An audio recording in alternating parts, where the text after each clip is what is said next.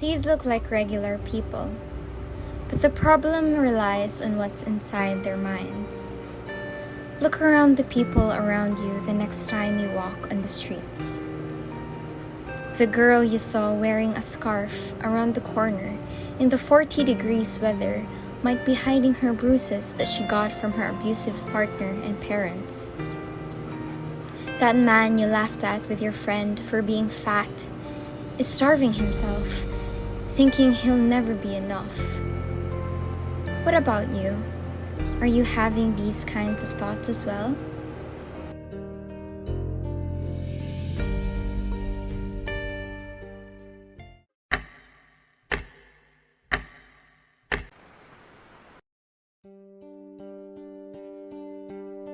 So, the biggest challenge for me so far in this pandemic is being away with your friends and adjusting to this new normal since it all happens in a glimpse, and then also losing a loved ones in this time since it's hard to accept when you lose someone you don't see them and then they suffer alone.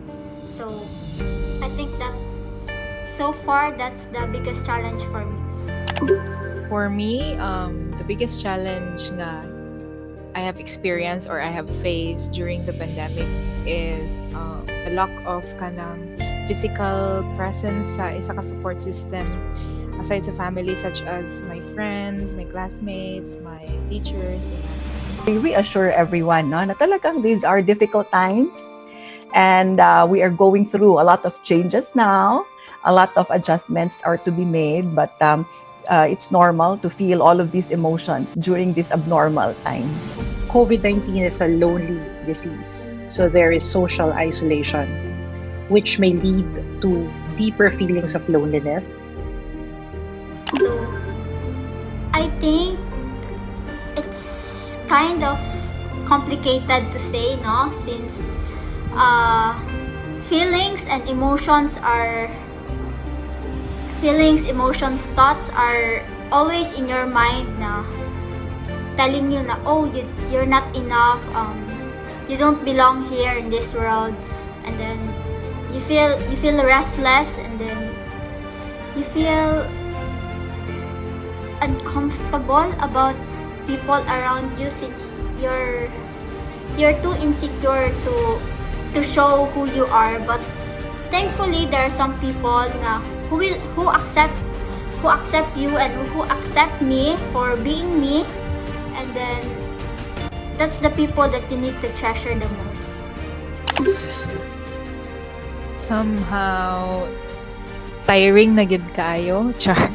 Tiring na kayo siya, but I guess it's quite better. I feel quite better than before, and I guess everything is medyo okay na siya kay ginahinay na siya og fall into its rightful places.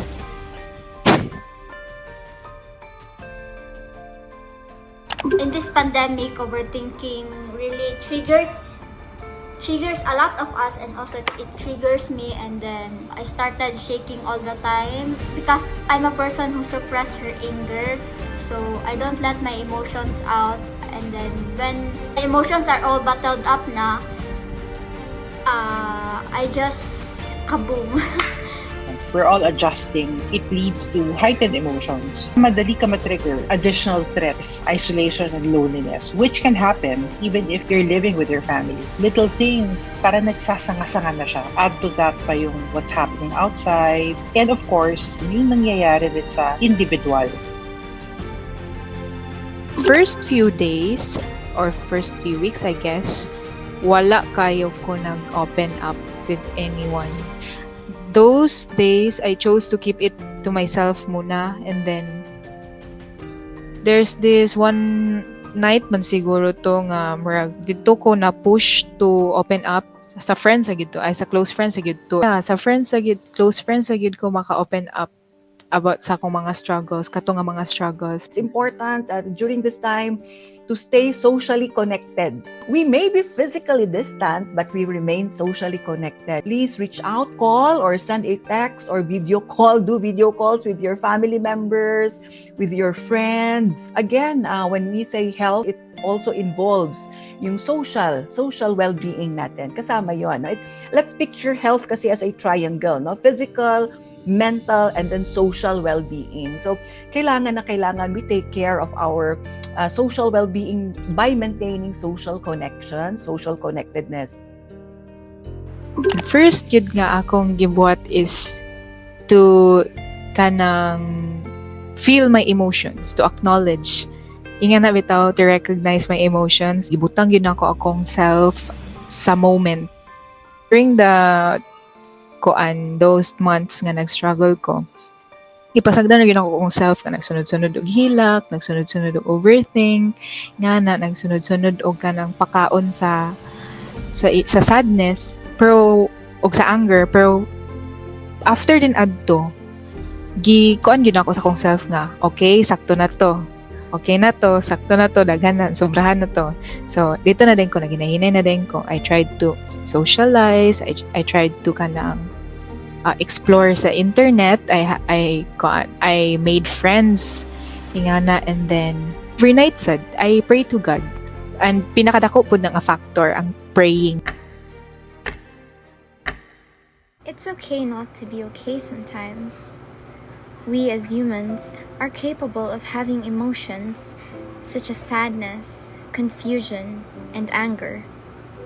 If you feel as though you are unable to take control over these emotions in your head, don't be afraid to talk to professionals or even your trusted friends and family. Prioritize your mental health over anything else.